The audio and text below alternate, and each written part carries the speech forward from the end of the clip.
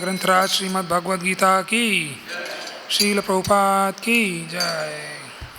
हरे कृष्णा। सभी भक्तों का हार्दिक स्वागत इस भगवद गीता कक्ष में। कल तक हम लोग अंग्रेजी कक्षा करते थे, आज से हिंदी कक्षा शुरू हुई है।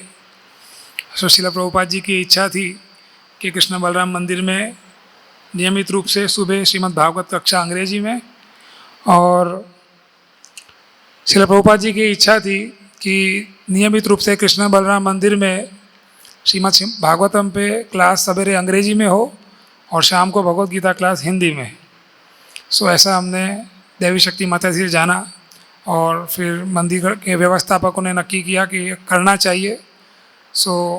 आज से इसका शुभारंभ हो रहा है और धर्मात्मा प्रभु ने प्रथम श्लोक मुझे दिया है, मैं शुरुआत कर रहा हूँ इससे।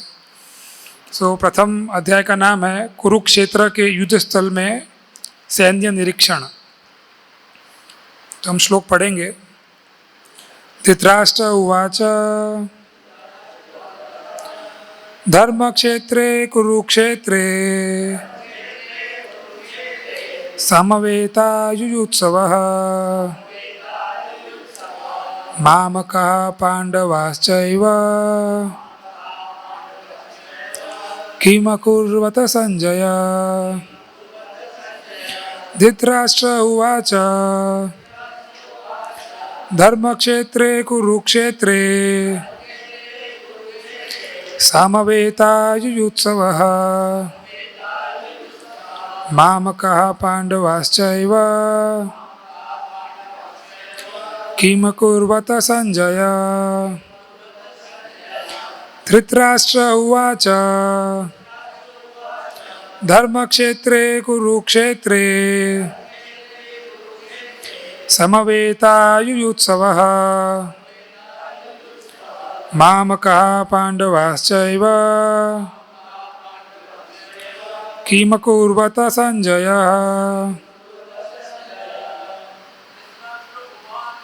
धृतराष्ट्र उवाच धर्मक्षेत्रे कुरुक्षेत्रे समवेतायुयुत्सवः मामकः पाण्डवाश्चैव किमकुर्वत संजय। धृतराष्ट्र उवाच धर्मक्षेत्रे कुरुक्षेत्रे समवेतायुयुत्सवः मामकः पाण्डवाश्चैव किमकुर्वत संजय। धृतराष्ट्र उवाच धर्मक्षेत्रे कुरुक्षेत्रे समवेतायुयुत्सवः पाण्डवाश्चैव किमकुर्वत संजय। माताजी। धृतराष्ट्र उवाच धर्मक्षेत्रे कुरुक्षेत्रे समवेतायुयुत्सवः मामकः पाण्डवाश्चैव किमकुर्वत संजय। शब्दार्थ, अनुवाद और तात्पर्य श्रील प्रभुपाद जी के द्वारा। धृतराष्ट्र उवाच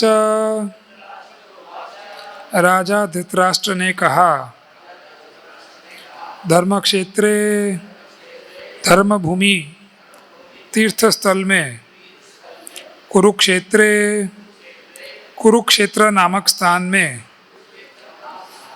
समवेताः एकत्र, युयुत्सवः युद्ध करने की इच्छा से, मामकाः मेरे पक्ष पुत्रों, पांडवाः पांडु के पुत्रों ने, च तथा, एव निश्चय ही, किम क्या, अकुर्वत किया, संजय हे संजय। धृतराष्ट्र ने कहा, हे संजय, धर्मभूमि कुरुक्षेत्र में युद्ध की इच्छा से एकत्र हुए मेरे तथा पांडु के पुत्रों ने क्या किया? कृपया दोहराइए। धृतराष्ट्र ने कहा, हे संजय, धर्मभूमि कुरुक्षेत्र में युद्ध की इच्छा से एकत्र हुए मेरे तथा पांडु के पुत्रों ने क्या किया?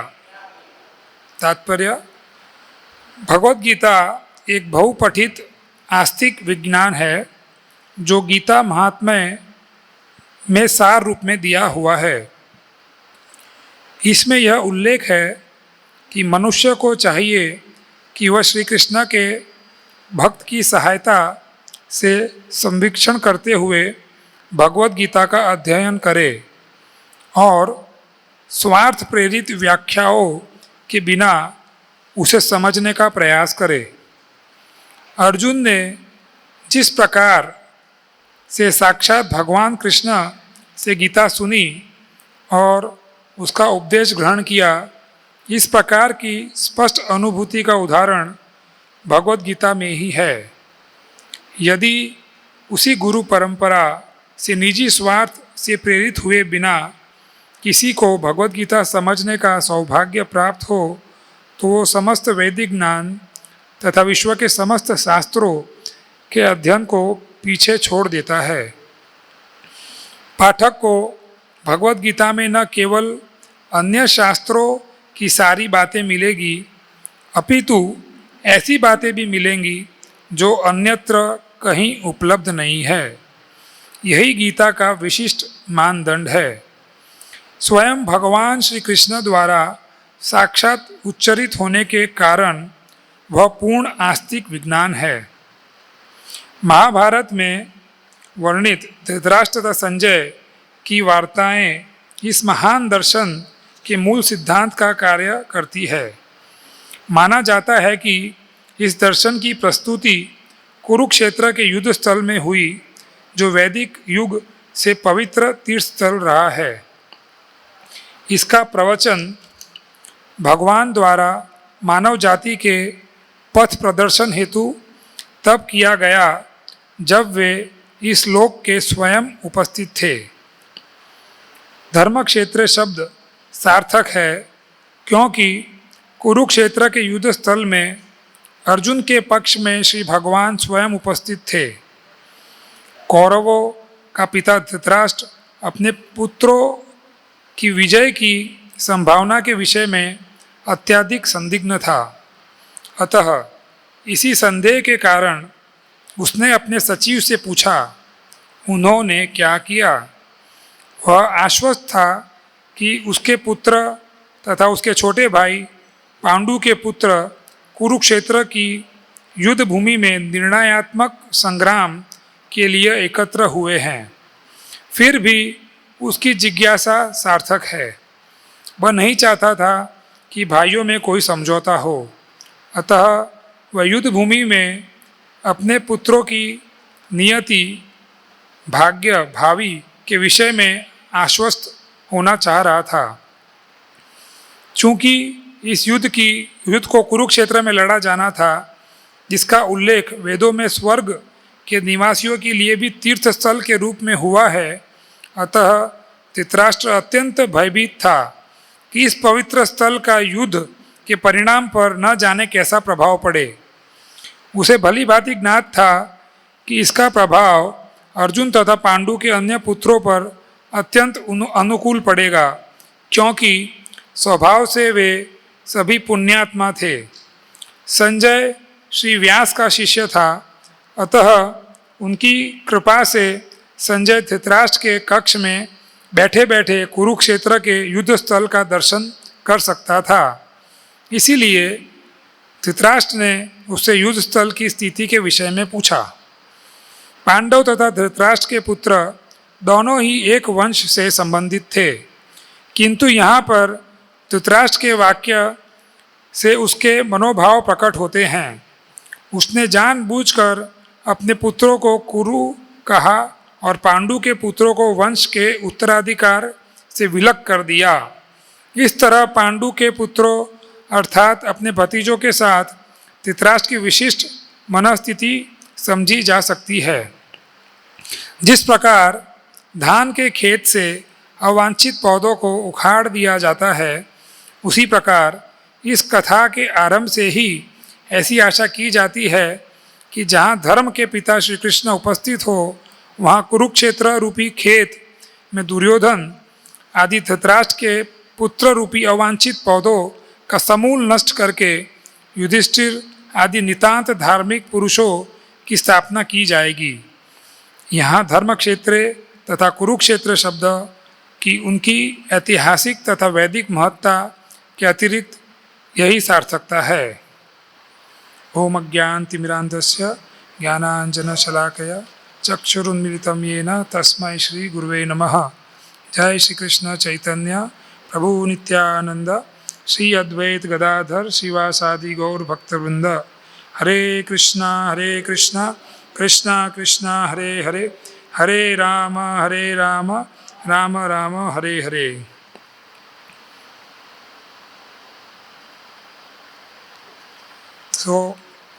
ये श्लोक धृतराष्ट्र बोल रहे हैं और धृतराष्ट्र कह रहे हैं, हे संजय, धर्मभूमि कुरुक्षेत्र में युद्ध की इच्छा से एकत्र हुए मेरे तथा पांडु के पुत्रों ने क्या किया।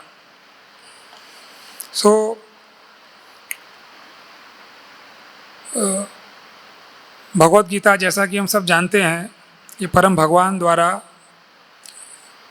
गाया हुआ एक गीत है, इसलिए इसको भगवत गीता भी कहते हैं और एक बहुत ही महत्वपूर्ण उपनिषद है ये।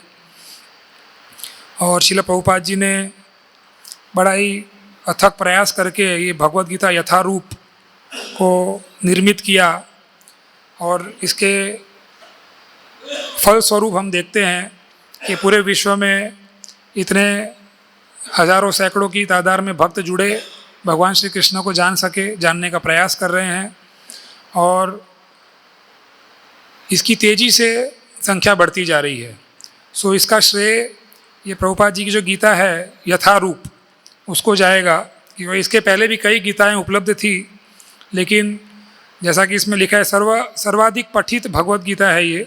पूरे विश्व में सबसे अधिक पढ़े जाने वाली कोई भगवत गीता है वो ये यथारूप जो प्रभुपाद जी ने लिखा वो है।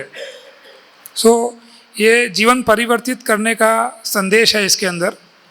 तो हम देखते हैं जैसे ये एक पारिवारिक युद्ध चल रहा था या युद्ध शुरू होने वाला था। धृतराष्ट्र और पांडु के पुत्रों के बीच में कुछ असमंजस था और वो लोग धृतराष्ट्र चाहते थे कि उनके पुत्र को राजा बनाया जाए। और इसका इतिहास ऐसा है कि वास्तव में धृतराष्ट्र को राजा बनना था, लेकिन क्योंकि वो जन्म से ही अंधे थे, शारीरिक खामी थी उनके अंदर, तो उनके छोटे भाई पांडु को राजा बनाया गया था। लेकिन कोई कारणवश उनका अल्पायु में ही मृत्यु हो गई और तब ये सभी बालक जो थे पांडव जिसको हम कहते हैं, युधिष्ठिर और भीम, अर्जुन, नकुल, सहदेव, ये सब छोटे थे। फिर धृतराष्ट्र को वापस राज्यभार संभालना पड़ा और ये करते करते उनके हृदय में भाव आया कि क्यों ना मेरे पुत्रों को हम ये राजा बना दें। तो उन्होंने कई प्रकार की कूटनीतियाँ की जो हम सब, क्योंकि भारत में हैं तो हम जानते हैं महाभारत के बारे में, तो किस प्रकार से अलग अलग तरह की समस्याओं का सामना करना पड़ा पांडवों को, क्योंकि धृतराष्ट्र चाहते थे कि उनके पुत्र राजा बने। तो ये एक प्रकार की ईर्ष्या का प्रतीक था, एक प्रकार की जलन थी धृतराष्ट्र के हृदय में। और आध्यात्मिकता में ईर्ष्या और जलन का कोई स्थान नहीं है। श्रील प्रभुपाद जी ने ये संस्था की जो स्थापना की, उनकी यही महत्वाकांक्षा थी कि जो भी भक्त यहाँ जुड़ते हैं वो हर प्रकार की ईर्ष्या से मुक्त हो जाएं। क्योंकि अगर हमारे हृदय में ईर्ष्या होगी तो वहाँ भगवान को हम प्रसन्न नहीं कर पाएंगे वो भाव से। क्योंकि गहराई से सोचा जाए या चिंतन किया जाए तो कुछ भी ऐसा नहीं है जो भगवान की इच्छा के बिना हो रहा है, सब कुछ भगवान की इच्छा अनुरूप हो रहा है। अगर हम किसी व्यक्ति या किसी परिस्थिति से ईर्ष्या कर रहे हैं तो एक रूप से ऐसा भी समझ सकते हैं कि हम भगवान से ईर्ष्या कर रहे हैं। क्योंकि सब कुछ भगवान की नियंता से चलता है, भगवान ही परम नियंता हैं, तो ये ईर्ष्या और जलन का भाव हृदय में होना हमारी भक्ति के लिए बड़ा ही हानिकारक है। और कौन से जीव के लिए हम ईर्ष्या कर रहे हैं, वो कब भक्ति में जुड़ जाएंगे और कब वो भगवान के शुद्ध भक्त बन जाएंगे, वो हमको पता नहीं है। तो ये शिक्षा हमको यही समझाती है कि हमको हो सके उतना ईर्ष्या के भाव से बचना चाहिए, क्योंकि ईर्ष्या का भाव कृष्ण को आकर्षित नहीं करता है। तो ये भगवत गीता की शिक्षा जो कुरुक्षेत्र की युद्ध भूमि में भगवान ने दी, उसका मुख्य हेतु था अर्जुन के माध्यम से हम सबको समझाना कि हम हमारे जीवन को किस प्रकार जिएंगे। तो जैसा कि हम देखते हैं अर्जुन जो ये युद्ध के कार्य में इतना रुचि नहीं ले रहे थे और वो समझ नहीं पा रहे थे कि क्या करना है, तो फिर भगवान ने उनको ये गीता का संदेश दिया।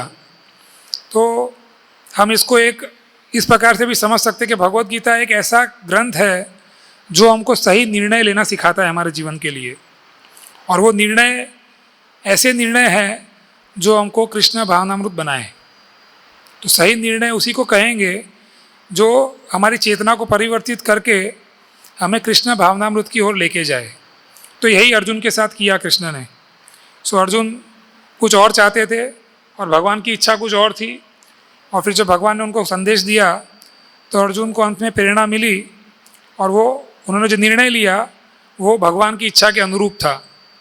तो ये मुख्य शिक्षा है हम सबके लिए कि हम हर रोज़ जो भी निर्णय लेते हैं हमारे जीवन में, छोटे बड़े, कदम कदम पे, सोते हुए उठते हुए, उसमें हमारा मुख्य हेतु ये होना चाहिए या मुख्य मानदंड ये होना चाहिए कि ये निर्णय मुझे कृष्ण की ओर ले जा रहा है या कृष्ण से दूर लेके जा रहा है। तो ये भगवत गीता का मुख्य संदेश है कि हम हमेशा कृष्ण भावनामृत रहें और जो भी निर्णय हम हमारे जीवन में लेते हैं हम कृष्ण की ओर अग्रसर हों। तो यहाँ तात्पर्य में श्रील प्रभुपाद प्रथम जो पैराग्राफ है उसमें लिखते हैं कि भगवत गीता में जो संदेश है वो अन्य जितने भी बाहर ग्रंथ है उसमें जो उपलब्ध है वो सब इसमें है, और उसके अलावा भी बहुत सारी ऐसी चीज़ें हैं जो बाहर उपलब्ध नहीं हैं। तो ये विशेषता है भगवत गीता की। दूसरे शब्दों में हम ऐसा समझ सकते हैं कि अगर आप भगवत गीता यथारूप पढ़ते हैं तो आपको जीवन में कृष्ण भावनामृत प्राप्त करने के लिए जो भी ज्ञान चाहिए वो सब इसमें उपलब्ध है, या जीवन को सफल बनाने के लिए जो भी शिक्षाएं हमको चाहिए वो सभी इसमें उपलब्ध हैं। लेकिन समस्या क्या है पता है? हमारा दृष्टिकोण। हम सोचते हैं कि इतना छोटा किताब से क्या होगा, बहुत सारा ज्ञान और मुझे प्राप्त करने की ज़रूरत है। तो हम पूरे जीवन में इधर उधर भटकते रहते हैं और बहुत सारा ज्ञान प्राप्त करने का प्रयास करते हैं, लेकिन उसका फल स्वरूप क्या होता है? हम भगवत गीता की शिक्षाओं से दूर होते जाते हैं। ये भगवत गीता का मुख्य मुद्दा है कि हमें ये चेतना में परिवर्तित लाने की आवश्यकता है कि इसके अंदर जो ज्ञान है वो पर्याप्त है, दैट इज इनफ, और कुछ हमको अन्य संशोधन कार्य की आवश्यकता नहीं है इतनी, बिकॉज इसको समझना ही इतना आसान नहीं है। तो जैसे इसके लिए एक कथा है चैतन्य चरितामृत में, जब भगवान स्वयं चैतन्य महाप्रभु दक्षिण यात्रा कर रहे थे तो एक भक्त रो रहा होता है और वो गीता पाठ कर रहा होता है और उसको आंखों में से आंसू निकल रहे हैं। तो चैतन्य महाप्रभु वहाँ पहुँचते हैं, बोले आप क्यों रो रहे हैं? हाँ, आपको क्यों इतना रुदन हो रहा है? और वो इतना ठीक से उच्चारण भी नहीं कर रहे थे गीता का, लेकिन क्योंकि उनके गुरु ने उनको आदेश दिया था कि भगवत गीता का पाठ नियमित रूप से कीजिए, तो भगवत गीता का पाठ कर रहे थे। तो वो बोल रहे हैं, ये जब मैं चित्र देखता हूँ कि परम भगवान जो सभी सृष्टि के निर्माण करता है, पालन करता है, संहार करता है, नियंता है, वो कैसे इतना छोटा सेवा अपने भक्त के लिए करते हैं, जो सारथी बन गए। हाँ, ऐसे जनरली ड्राइवर या सारथी का कार्य इतना बड़ा सेवा नहीं गिनते हम इस दुनिया में, लेकिन भगवान इतने दयालु से कैसे इसके सारथी, ये देख के ही मेरे आंखों से आंसू रुकते नहीं हैं। तो उनको उनके दो मुख्य बात थी ये भक्त के अंदर। पहला तो उन्होंने अपने गुरु के आदेश का पालन किया, तो ये हमारे लिए भी बड़ा महत्वपूर्ण है। श्रील प्रभुपाद चाहते हैं हम सबसे कि हम नियमित रूप से इस भगवत गीता का और भागवतम का अध्ययन करें, तो इसको करने से हमारी चेतना में परिवर्तन आएगा। हम सोचते हैं परिवर्तन क्यों नहीं आ रहा है, मैं तो इतने साल से भक्तों के संग में हूँ, मैं तो मंदिर भी रोज़ जाता हूँ, जब भी रोज़ करता हूँ, लेकिन ये मुख्य सूचना है। हाँ, श्रवण करना, शास्त्रों को श्रवण करना और अध्ययन करना। तो भगवत गीता और श्रीमद् भागवतम का श्रवण और अध्ययन बड़ा ही महत्वपूर्ण है। तो इस पे बहुत बल दिया प्रभुपाद जी ने, लेकिन दुर्भाग्यवश अगर मैं मेरा जीवन का बोल सकता हूँ, आप सबका, आप लोग सब खुद विश्लेषण कर सकते हैं। लॉकडाउन तक मैंने अध्ययन पे इतना ध्यान नहीं दिया था, मैं बड़ा व्यस्त रहता था मंदिर की सेवाओं में। लेकिन जब लॉकडाउन आया तो मैंने 1 साल में प्रभुपाद जी के सारे ग्रंथ पढ़ पाया मैं, क्योंकि पूरे समय कोई सेवा नहीं था, तो हम 4 घंटा 5 घंटा अध्ययन करते थे। तो भागवतम, चैतन्य चरितामृत, अन्य सभी ग्रंथ 1-1.25 साल में आराम से पढ़ सकते हैं। ये अनुभव हुआ पहली बार, और उसको पढ़ने से चेतना में काफ़ी परिवर्तन आया, जो अभी बताना बड़ा मुश्किल है, लेकिन हम महसूस करते हैं। तो ये अध्ययन करना जैसे वो ब्राह्मण कर रहा था, नियमित रूप से करना, क्योंकि गुरु का आदेश है, केवल इतना करने मात्र से चेतना में परिवर्तन आएगा।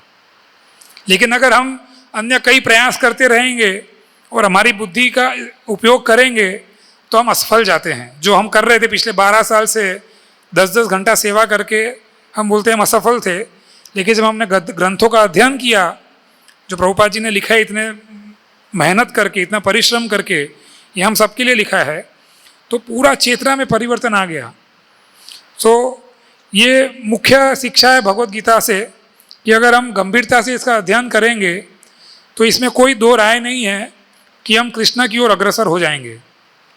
अब इसके आगे बात आती है सेवा करने की, तो वो भी हम अर्जुन से देख सकते हैं। अर्जुन तो सब कुछ छोड़ देना चाहता था, लेकिन जैसे ही हम भगवत गीता के संपर्क में रहेंगे और इसका अध्ययन करेंगे, उसका प्रमाण ये है कि वो भक्त को सेवा करने की इच्छा बढ़ती जाती है। तो अगर आपको प्रमाण देखना है खुद के जीवन में कि आप प्रभुपाद जी के ग्रंथों को या शास्त्रों को समझ रहे हो या नहीं, तो उसका मूलभूत प्रमाण ये है कि आपको जप करने की इच्छा बढ़ेगी और सेवा करने की इच्छा बढ़ती जाएगी।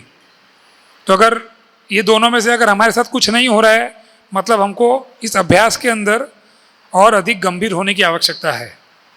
सो this is broadly the purpose of this Bhagavad Gita class. ये मुख्य हेतु है इस भगवत गीता कक्षा का कि हम सब प्रेरित हों परम भगवान कृष्ण की सेवा करने के लिए, और जो अन्य सेवाएं हमारे आचार्यों ने बताई है वो करने के लिए, ना कि जब हम दूसरे कार्यों में व्यस्त होना शुरू करें। सो जैसे कि श्लोक में और संदेश है, धर्म क्षेत्रे कुरुक्षेत्रे। तो यहाँ क्योंकि धृतराष्ट्र चाहते थे, उनके हृदय में एक ईर्ष्या का भाव था पांडव के पुत्रों के लिए, तो उन्होंने कूटनीति व शब्द भी ऐसे प्रयोग किए हैं जिससे ये प्रतीत हो रहा है कि वो दुर्योधन आदि पुत्रों को कुरु वंश का बता रहे हैं और पांडवों को पांडु का पुत्र बोल रहे हैं। हाँ, मामा का पांडवाश्चैव, तो मेरे और पांडवों के पुत्र। तो वो प्रश्न पूछते हैं संजय को, उसमें प्रश्न इस प्रकार से प्रस्तुत कर रहे हैं कि वो कुरु वंश से अलग कर दे रहे हैं पांडवों को, जबकि कुरु वंश के ही हैं पांडव भी, और उनके 100 पुत्र जो हैं वो दोनों ही कुरु वंश के हैं।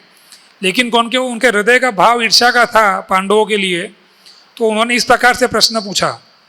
तो उनकी ये प्रश्न से समझ सकते हैं हम कि कितना उनको दूषित हृदय था कि वो जो उत्तराधिकारी थे पांडवों के, उनसे राजपाट छीन लेना चाहते थे।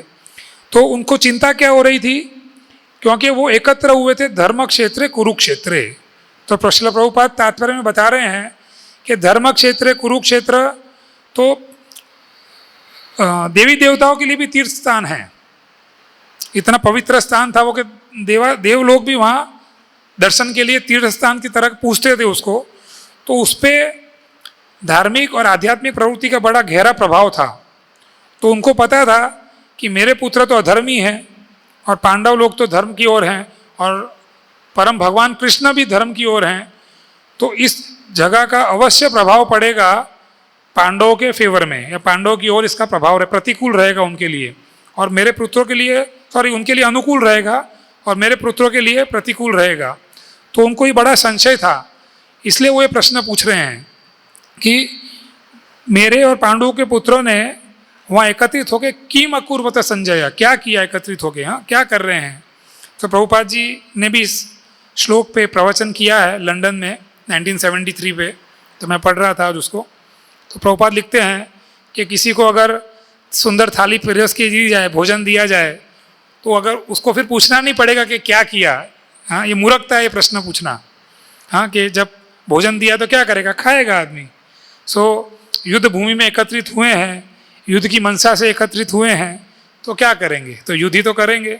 तो लेकिन फिर भी उनको ये चिंता थी कि ये पवित्र स्थान के प्रभाव से कहीं दुर्योधन समझौता तो नहीं कर बैठा पांडवों के साथ। ही वॉज वेरी वरीड, उनको बड़ी चिंता हो रही थी, इसलिए वो मेक श्योर करना चाहते थे कि कुछ भी हो जाए वो समझौता ना करे और ये युद्ध आगे चले। तो इतना पवित्र स्थान था ये, इवन मतलब देवी देवताओं को भी पता था, भले ये धराधाम पे उपस्थित था कुरुक्षेत्र, फिर भी देवी देवता भी समझ पा रहे थे कि पवित्र स्थान है और यहाँ युद्ध होगा। तो प्रभुपाद आगे लिखते हैं जो अवांछित, जैसे खेत में जो अवांछित चीज़ें उगती है तो उसको निकाल के फेंक दिया जाता है, तो क्योंकि ये लोग अधर्मी थे तो ये भी अवांछित हैं एक रूप से, तो इनको भी उखाड़ के फेंक दिया जाएगा। तो प्रभुपाद अपने प्रवचन में बताते हैं कि कई बार पता होने पर भी व्यक्ति सही कार्य नहीं कर पाता है। जैसे यहाँ धृतराष्ट्र है तो उसको कई लोगों ने संदेश दिया, अक्रूर जी आए, विदुर जी ने समझाया, भीष्म स्वयं समझा रहे हैं, लेकिन उसको समझ में भी आ रही है लेकिन कर नहीं पा रहा है।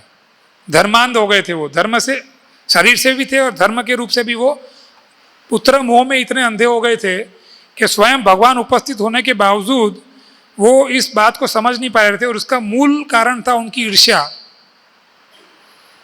तो ये ईर्ष्या का भाव अगर हृदय से नहीं गया तो भक्ति में प्रगति करना बड़ा कठिन है। तो सामान्य रूप से जब इसकी चर्चा होती है तो हम यही सोचते हैं कि ये किसी और के लिए बोल रहे हैं, मेरे लिए नहीं बोल रहे हैं, मैं तो किसी की ईर्ष्या नहीं करता हूँ। लेकिन वास्तविकता में जब जो ये ग्रंथ हैं इसमें हम जो भी पढ़ते हैं ये हमारे लिए ऐसे सोचना चाहिए हमको। हाँ, ये धार्मिक जो नियम हैं इट इज़ फॉर आवर, हमारे आंतरिक परिवर्तन के लिए है, हमारा हृदय परिवर्तन करना है। धर्म सार्थक करी जन्म सार्थक करी कर परोपकार, तो पहले खुद को हृदय परिवर्तन करना है और फिर दूसरे का हृदय परिवर्तन करना है। तो यहाँ धृतराष्ट्र को इतना संदेश प्राप्त हो रहा था लेकिन वो ये बात को समझ नहीं पा रहे थे। वो बार बार अपना वो जो राजनीति का मस्तिष्क था वो चेतना को परिवर्तित नहीं कर पा रहे थे, और वो जो भी उनको एडवाइस करते थे, जो भी उनको सुझाव देते थे, उनको वो तिरस्कृत करते थे, उनकी अवहेलना कर देते थे क्योंकि वो राजा थे। तो प्रभुपाद बताते हैं राजा भगवान का प्रतिनिधित्व करता है। हाँ, king is representative of supreme personality of God head.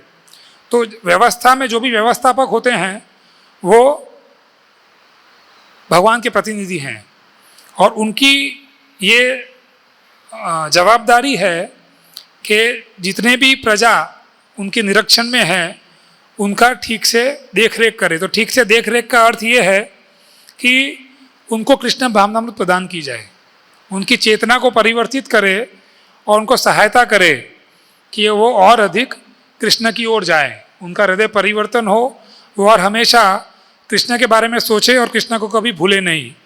Srila Prabhupada ji के अनुसार सबसे अच्छा प्रबंधक वही है जो संस्था से जुड़े प्रत्येक जीव को कृष्ण भावनामृत दे, वो प्रबंधन अच्छा प्रबंधन है। तो यहाँ धृतराष्ट्र का प्रबंधन ऐसा नहीं था। धृतराष्ट्र स्वयं भगवान जो उपस्थित थे वहाँ जानते हुए भी, उनकी इच्छा समझते हुए भी उसको स्वीकार नहीं कर रहे थे। तो हम भी ऐसा कई बार कर बैठते हैं। हमको पता है कि व्यवस्थापकों की क्या इच्छा है, प्रभुपाद जी की क्या इच्छा है, भगवत गीता की क्या शिक्षाएं हैं, फिर भी हम करने में समर्थ नहीं होते हैं।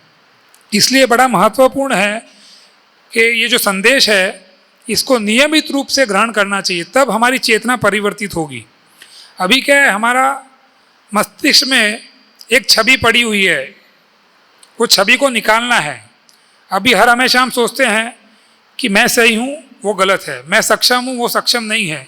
सो वी आर सेल्फ प्रेजिंग, हर चीज़ में हम खुद को अच्छा समझने की हमको एक आदत सी पड़ गई है, क्योंकि ऐसा ही हमारा अपब्रिंगिंग हुआ है, ऐसा ही हमको बड़ा किया इस समाज ने।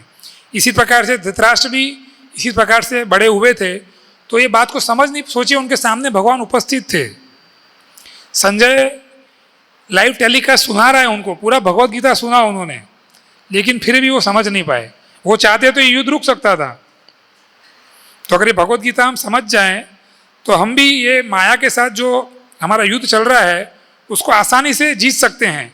लेकिन क्योंकि हम हमारी चेतना में कृष्ण को स्थान नहीं दे रहे हैं, इसलिए हमारा संघर्ष चलते जा रहा है। तो बड़ा महत्वपूर्ण है कि बिना हमारी तथाकथित बुद्धि का उपयोग किए बिना जो आचार्य श्रील प्रभुपाद जी ने संदेश दिया है, श्रीमद् भागवतम और भगवत गीता को नियमित रूप से पढ़ना, केवल इतना करने से, अभी हम कोई बालक को अगर हम सोचें कि बालक को हम केवल भगवत गीता और भागवतम पढ़ाएं तो पूरी दुनिया बोलेगी कि इसको आप और कुछ क्यों नहीं करवाते हैं। हाँ, लेकिन हमारे आचार्य बोल रहे हैं कि इसमें सब कुछ है जो बाहर दिया है और उससे भी अधिक शिक्षा है। लेकिन क्योंकि हमारा दृष्टिकोण में परिवर्तन नहीं आ रहा है, और उसका मुख्य कारण है कि हमारा अत्यधिक प्रभाव है इस भौतिक जगत का हमारी चेतना के ऊपर। और आज भी हम अधिक संग करते हैं भौतिक वातावरण का, ना कि आध्यात्मिक वातावरण का। अगर हम अधिक समय भक्तों के साथ रहने का अर्थ है ऐसी व्यवस्था जहाँ भगवान की चर्चा हो।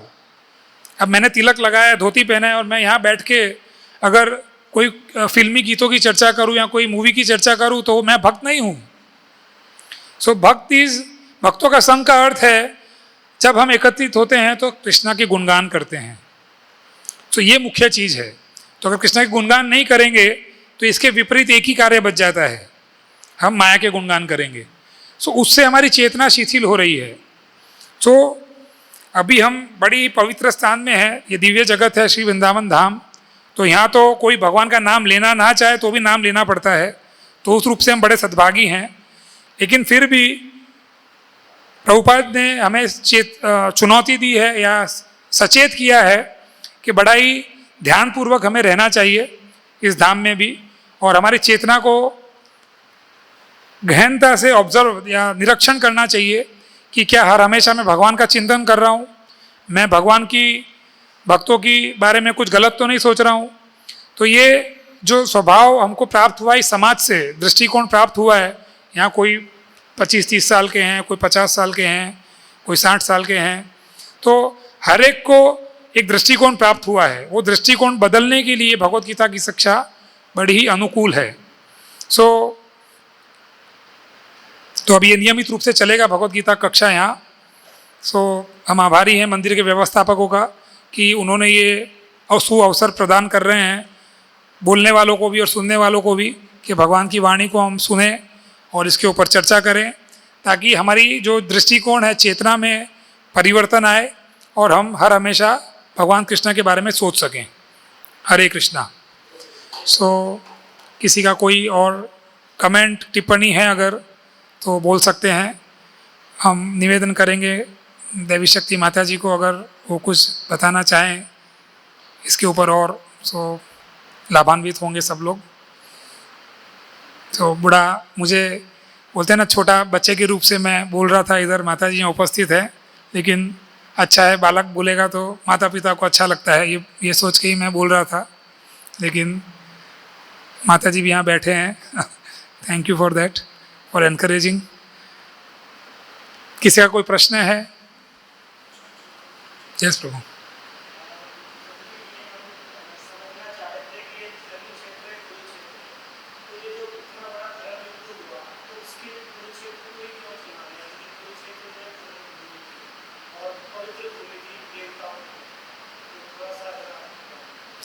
क्योंकि वो वहीं थे, ऐसा ही समझ सकते हैं हम तो, because they were there. Hastinapur में ही थे ये लोग सब, और भगवान की ये योजना होगी कि एक और संदेश दें धृतराष्ट्र को कि भाई यहाँ युद्ध हो रहा है, अगर अभी भी सुधरना है तो सुधर जाओ, तो ये इतना बड़ा जो विश्वव्यापी युद्ध होने वाला है वो रुक जाएगा। बट वो नहीं हो पाया।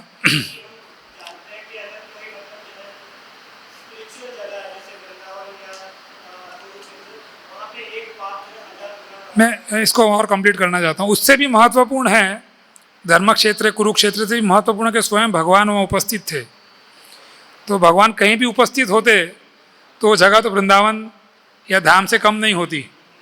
सो उस मायने में हम देखें तो कहीं भी युद्ध होता तो स्थान तो उतना ही प्रभावशाली होने वाला था, लेकिन फिर भी इसका विशेष उल्लेख है क्योंकि ये पवित्र स्थान के रूप में सभी जगत में प्रख्यात था।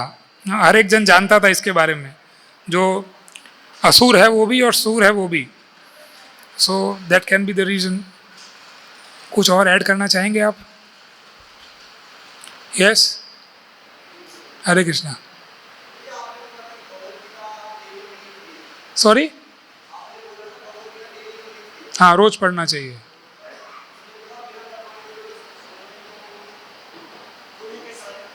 हाँ, इसमें लिखा है भी।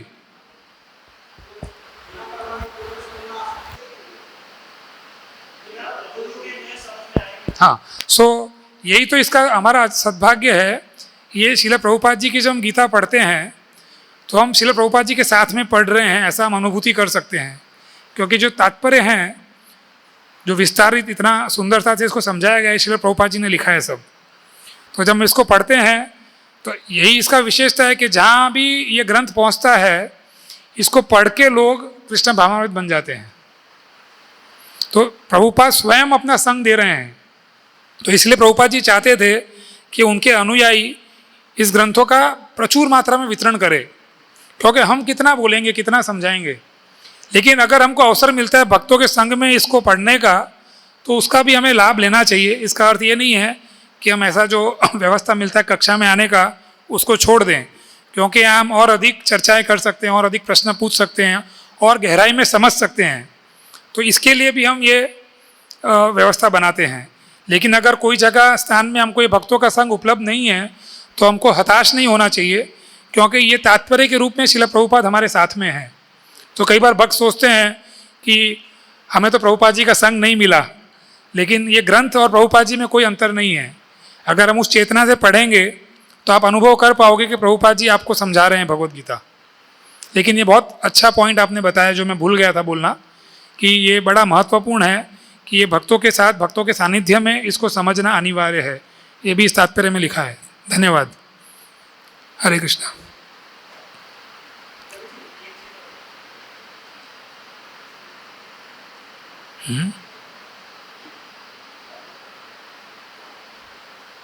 बोलिए, आपका आवाज तो आ रहा है। प्रभु जी, हम ये जानना चाह रहे हैं, ये जो पहला श्लोक है और जहाँ से जो है भगवत गीता की शुरुआत होती है, वो एक डाउट से शुरू होती है धृतराष्ट्र के। तो इससे क्या हम ऐसा समझें कि अगर हम जो कोई कार्य कर रहे हैं और उसमें अगर इन केस डाउट आ जाता है शुरू में ही, तो उस कार्य को ना करें, क्योंकि डाउट से ही जो है ये सारी चीज़ें जो है निकल के आई धृतराष्ट्र के। अच्छा प्रश्न है आपका। तो डाउट हमको तभी आएगी जब हमारी चेतना में कृष्ण नहीं है। तो अगर हम कुछ भी कार्य कर रहे हैं जो कृष्ण के प्रसन्नता हेतु है तो डाउट नहीं आएगी।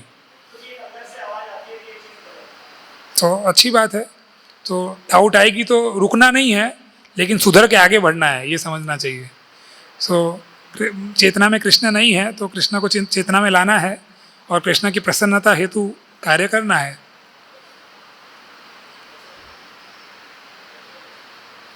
ठीक है, तो अब अगली कक्षा अंग्रेजी कक्षा होगी अभी। हम यहाँ विराम लेते हैं। अभी इसके बाद अंग्रेजी में भगवद गीता कक्षा होगी। प्रभु जी आ गए हैं, he is the first student. बड़े सिंसियरली 20 साल से आ रहे हैं कक्षा में, नरेंद्र कृष्ण प्रभु। इतना ही सिंसियर हम सबको बनना है। हरे कृष्णा। श्रील प्रभुपाद की, ग्रंथराज श्रीमद् भगवद गीता की जय।